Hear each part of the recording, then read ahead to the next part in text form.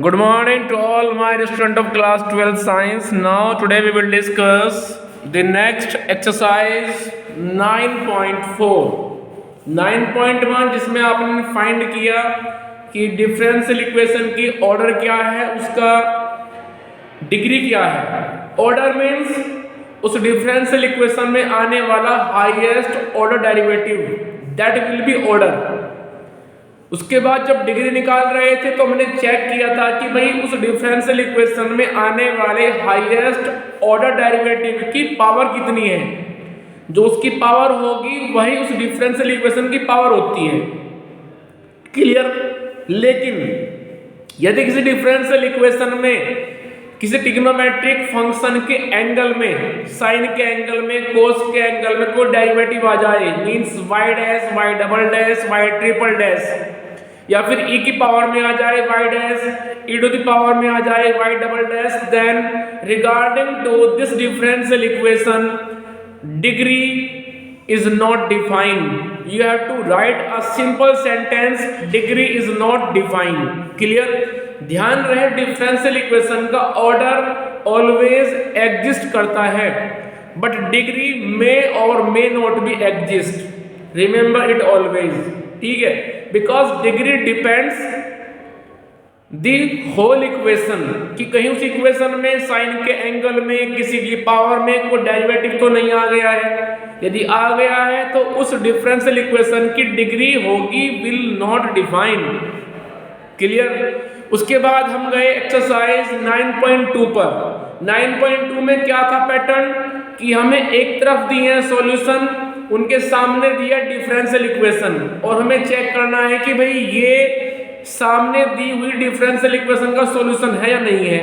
तो हमने क्या किया, वहां पे हमने अपने सॉल्यूशन को उतनी बार डिफरेंशिएट किया जितना हमें जरूरत थी। उसके बाद सॉल्यूशन से हमने y डैश या फिर कह लीजिए y डबल डैश उनको निकाला, अपने डिफरेंशियल इक्वेशन के लेफ्ट साइड में पुट किया, उसको सॉल्व किया, and if you obtain a zero then it refers to the or it indicate that is a solution of the differential equation। ठीक है, ये हमने काम किया 9.2 में। दरअसल यहाँ पे क्या होगा, हमारे पास दो प्रोसीजर होंगे।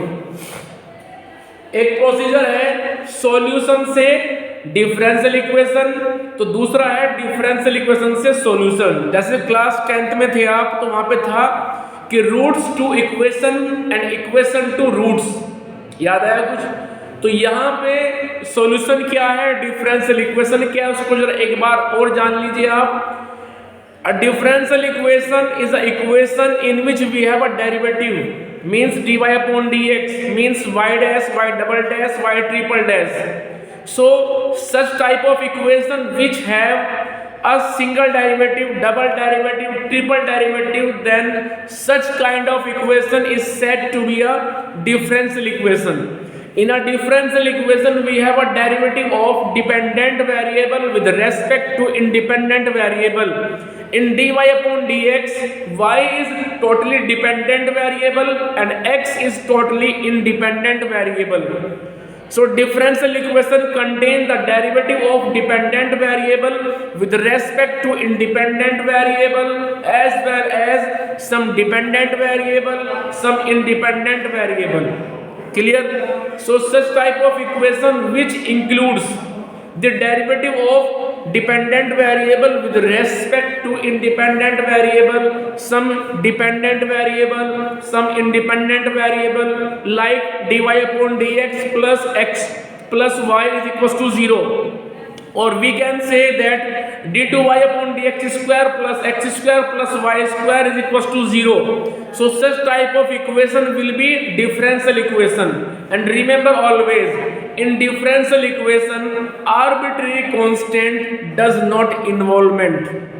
ठीक है, वहां पे कोई भी आर्बिट्रेरी कांस्टेंट नहीं होता है, ये बात आप याद रखें। डिफरेंशियल इक्वेशन के लिए जो मेन टर्म है वो dy upon dx, d2y upon dx square है, फिर चाहे उसमें x y हो या ना हो, it doesn't matter, but main term is dy upon dx, d2y upon dx square. Main term is derivative. Clear, derivative है तो डिफरेंशियल इक्वेशन है, otherwise that will not be a differential equation in any case. Clear. चलिए इसके बाद में आते हैं solution पर। सॉल्यूशन जिसमें डेरिवेटिव इन्वॉल्व नहीं होगा उसमें एक्स वाई होगा, means X variable, Y variable, some arbitrary constant भी वहां पे होंगे।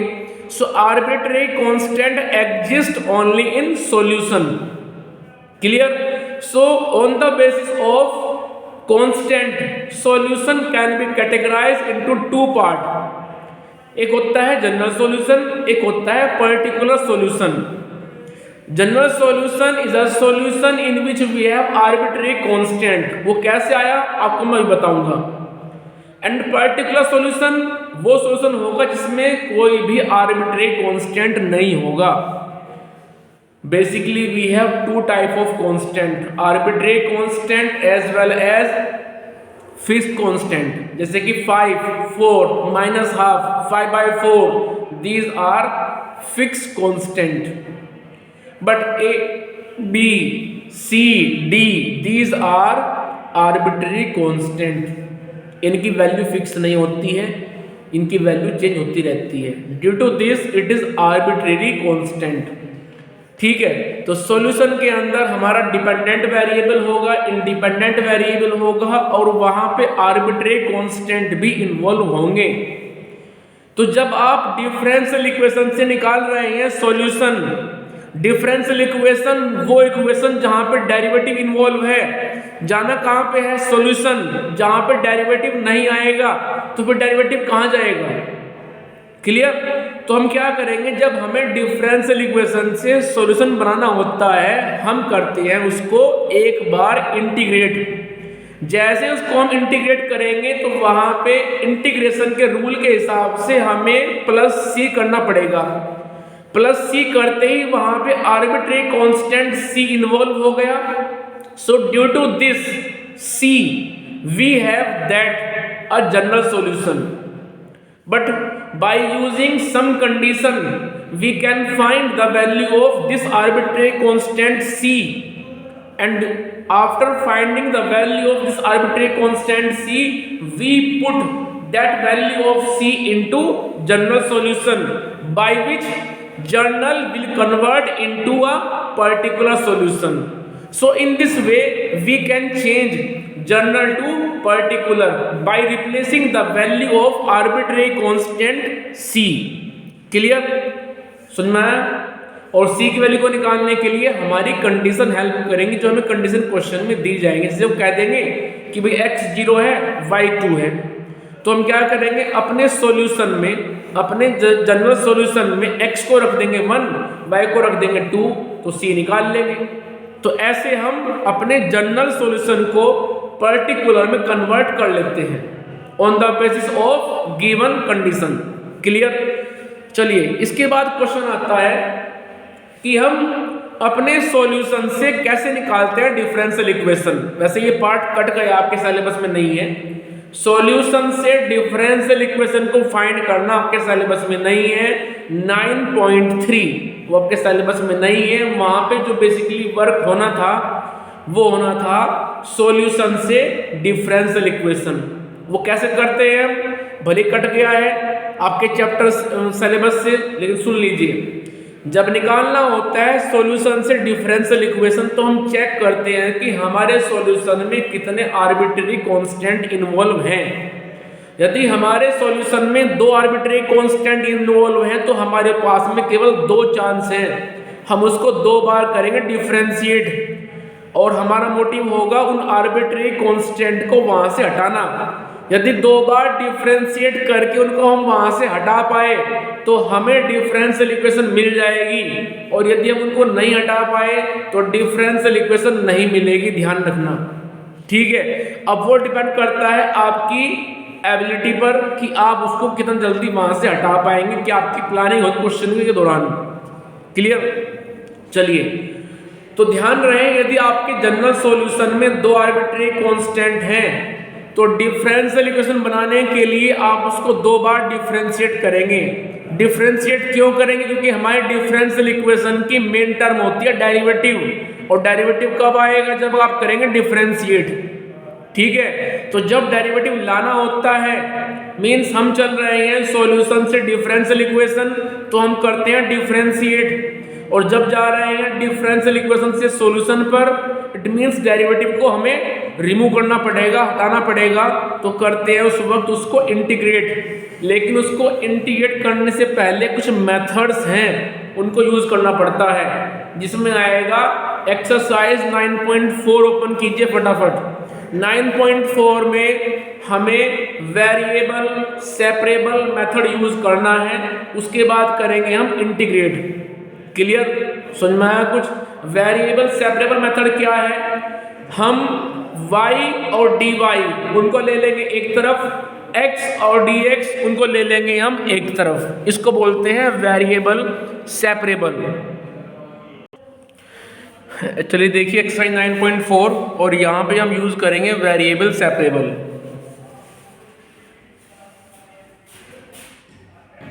Exercise 9.4 method variable separable.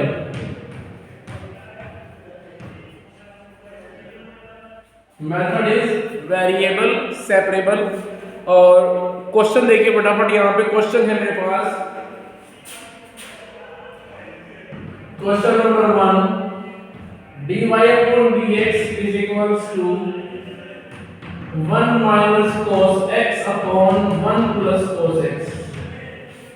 ये मेरे पास क्वेश्चन है, तो इसमें हम क्या करेंगे, सुनना बड़ा ध्यान से। जो लेफ्ट हैंड साइड में दिया है dy upon dx, dy upon dx का जो डिनोमिनेटर है dx, उसको हम ले जाएंगे राइट हैंड साइड में।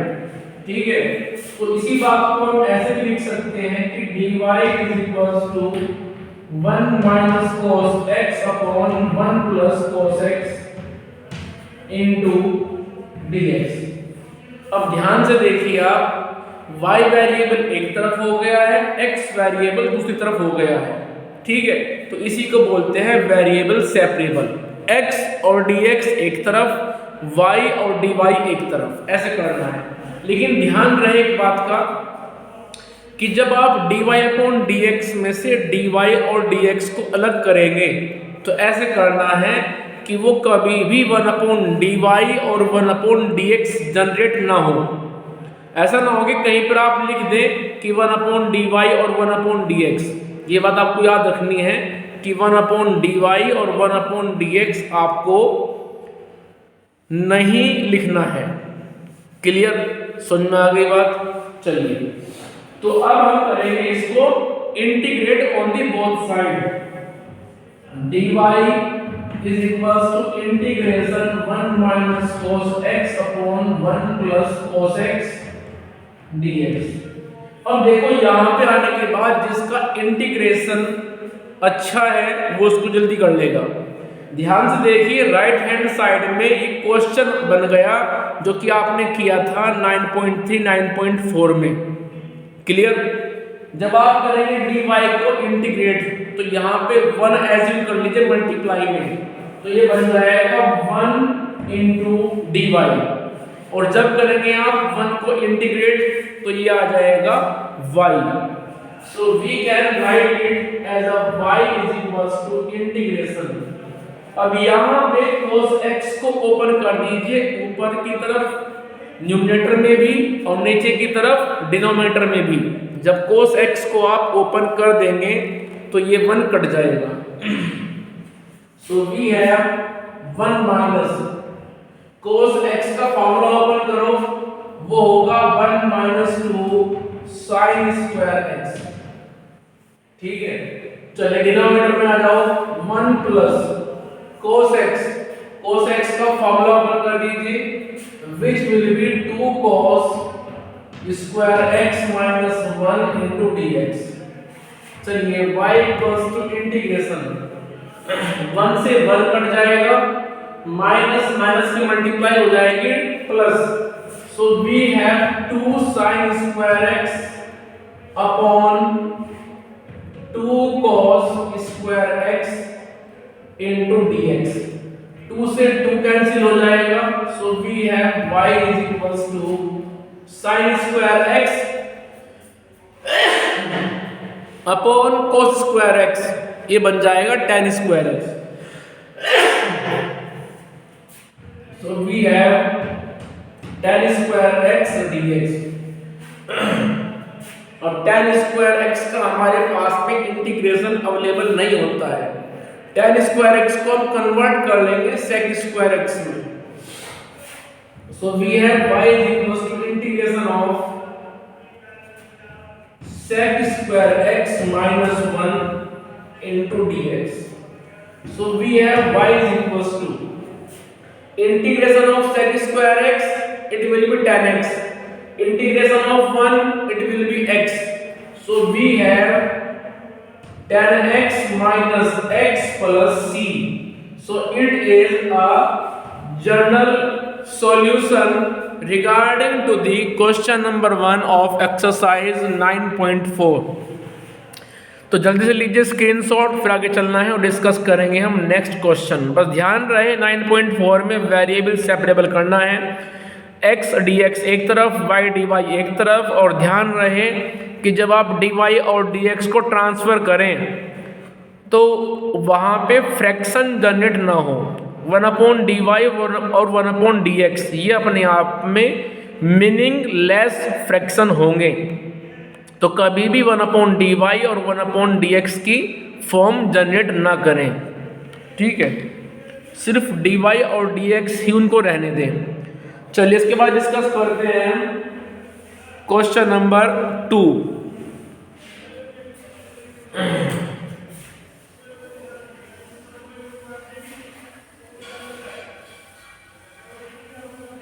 देखो जो हमारे पास ये क्वेश्चन है, फिलहाल यहां पे निकाल रहे हैं हम जनरल सॉल्यूशन, ठीक है, लेकिन क्वेश्चन नंबर 11 से आगे, from question number 1 to 10 we have to find out the general solution, but from question number 11 we have to find out the particular solution। और आप देख सकते हैं क्वेश्चन नंबर 11 12 में वहां पे बाद में x और y की वैल्यू दी हुई है कि कभी x 0 है तो y 1 है, y 0 है तो x 2 है, ऐसे वैल्यू भी दी हुई है।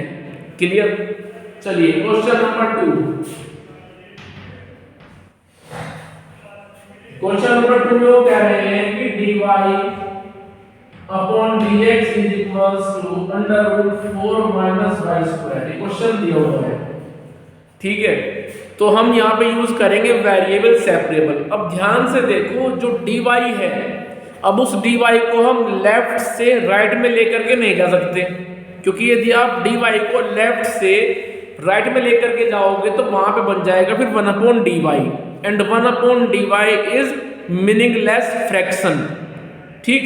तो हम क्या करेंगे, y की वैल्यू लाएंगे उधर से इधर और dx को ले जाएंगे उधर। चलिए तो इसको ऐसे लिख सकते हैं कि 1/√4 minus y square into dy is equals to dx। हमने मेथड यूज किया वेरिएबल सेपरेबल। अब इसको कर देते हैं दोनों तरफ इंटीग्रेट। सो इंटीग्रेशन 1/√4 को लिख सकता हूं square of 2 minus y square into dy is equals to integration of 1 into dx। अब जरा फार्मूला याद कीजिए, फार्मूला था हमारे पास में एक्सरसाइज 9.4 में 1/√a² माइनस x स्क्वायर, तो वो फॉर्मूला आप यहां पे यूज करेंगे। क्लियर? और फॉर्मूला होता किसका है, वो फॉर्मूला होता है साइन इनवर्स x का, ठीक है। तो इसके बाद आप खुद कर लेना इस क्वेश्चन को, लेफ्ट में कर देना इसको इंटीग्रेट, राइट में आ जाएगा x प्लस c, ठीक है। चलिए आगे क्वेश्चन नंबर 2 के बाद में क्वेश्चन नंबर 3 देखिए। In question number 3 we have dy upon dx plus y equals to 1, ये क्वेश्चन दिया है। तो हम यहाँ पे क्या कर रहे हैं, ये जो y देख रहे हो आप लेफ्ट हैंड साइड में, इसको हम लेफ्ट से राइट में लेके चले जाएंगे। तो dy अपॉन dx की वैल्यू आ जाएगी 1 माइनस y। अब हम यहाँ पे यूज करेंगे वेरिएबल सेपरेबल। तो हम y वेरिएबल को लाएंगे लेफ्ट में, dx ले जाएंगे राइट में। तो ये आ जाएगा 1 minus y into dy is equals to dx। ठीक है, यहां तक कोई प्रॉब्लम? अब हम यहां पे यूज करेंगे integration on the both side. ठीक है, so integration on the both side we have 1 upon 1 minus y dy is equals to integration of this. जब 1 अपॉन 1 माइनस y को हम करेंगे इंटीग्रेट, तो इसका फॉर्मूला क्या बनेगा? डिनोमिनेटर में 1 माइनस y को आप एज अ x मान लीजिए। 1 अपॉन x का इंटीग्रेशन होता है log x। क्लियर? तो ये मेरे पास आ जाएगा log मॉडुलस 1 माइनस y, लेकिन कोफिशिएंट ऑफ y नेगेटिव में है तो उतना ही आएगा फिर अपॉन में, equals to x plus c। अब इसी बात को ऐसे भी लिख सकते हैं कि minus log 1 minus y equals to x plus c। ठीक है, तो इस तरह से ये हमारा जनरल सॉल्यूशन आ गया। तो जल्दी से लीजिए स्क्रीनशॉट, फिर आगे चलना है और डिस्कस करेंगे और क्वेश्चंस। और ये एक्सरसाइज आप आज फिनिश करेंगे, ध्यान रहे ये बात। चलिए क्वेश्चन नंबर करते हैं 4।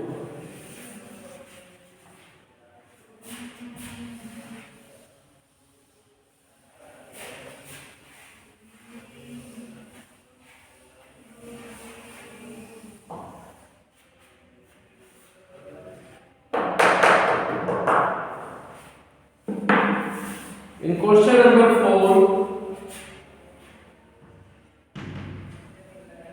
sec square x tan y into dx plus sec square y tan x dy is equals to 0। आप देख सकते हैं कि लेफ्ट हैंड साइड में दो टर्म लिखी हुई है। ठीक है, तो हम क्या करेंगे, इन दोनों टर्म में से एक टर्म को ले जाएंगे उधर राइट हैंड साइड में। तो ये मेरे पास हो जाएगा कि sec square x tan y dx is equals to minus sec square y tan x dy। अब देखो लेफ्ट हैंड साइड में dx है, लेकिन एक टर्म tan y भी यहाँ पे अवेलेबल है। उधर dy है तो एक टर्म से tan x वहाँ पे अवेलेबल है। हमें यूज करना है अब वेरिएबल सेपरेबल। तो y dy आप एक साइड ले और x dx आप अनदर साइड रखें। तो इसको हम ऐसे लिखेंगे फिर कि sec स्क्वायर x उधर से लेके आओ tan x, so sec square x upon tan x, इसके बाद dx रह जाएगा इधर ही, और जो tan y है इस tan y को आप ट्रांसफर कर दे राइट हैंड साइड में। तो ये आ जाएगा minus sec square y upon tan y dy। इस तरह से आप देख सकते हैं कि यहाँ पे x वेरिएबल एक तरफ है, y वेरिएबल दूसरी तरफ है। क्लियर? चलिए अब करेंगे दोनों तरफ integrate. So sec square x upon tan x dx is equals to minus integration sec square y upon tan y dy।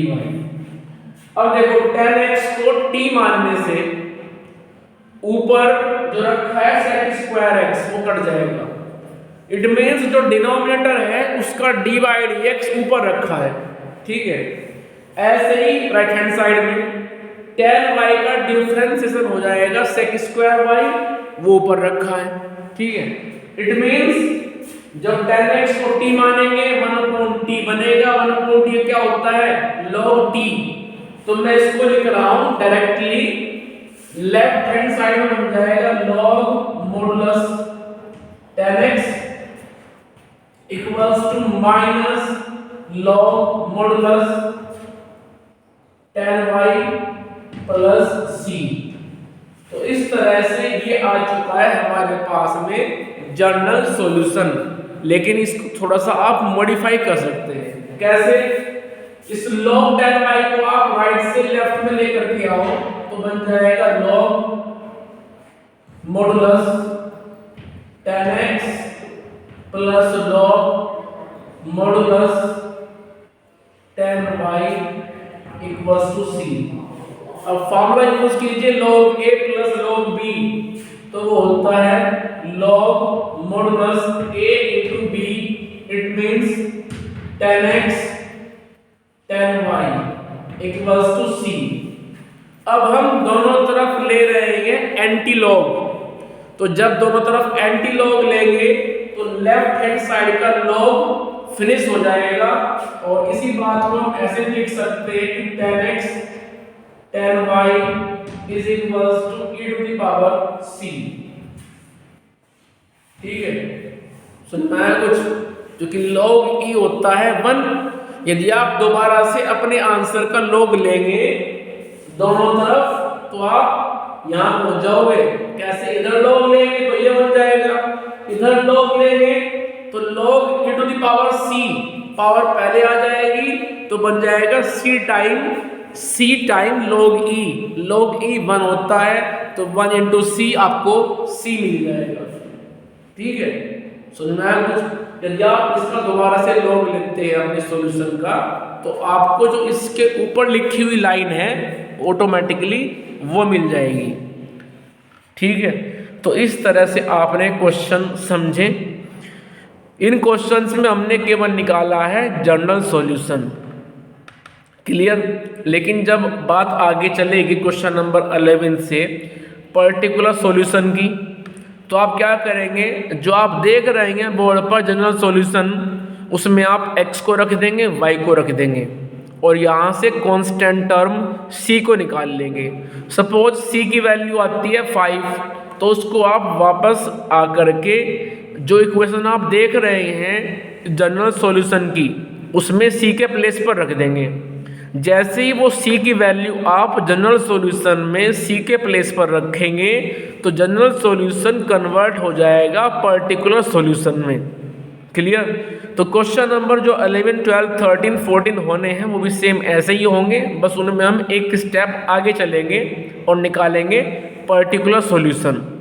तो इस तरह से आज आप ये एक्सरसाइज पॉइंट 4 कंप्लीट करें। If you have any problem then please share your problem with me, ठीक है। प्रैक्टिस करें।